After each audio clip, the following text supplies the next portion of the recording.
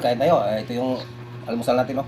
Napakasarap na ginataan na upo at tambakol na hinimay. Oh, napakalapot, idol. Masarap to, idol. Kunti lang yung upo. Mas marami yung tambakol.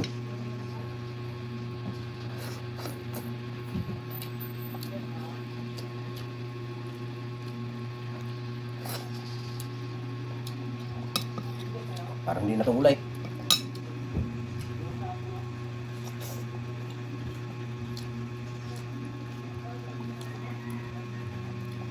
Init.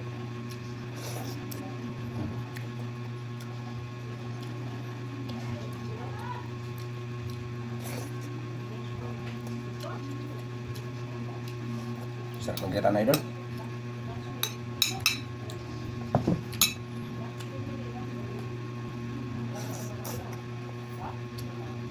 Kunti lang yung kakainin ko dahil kumain ako.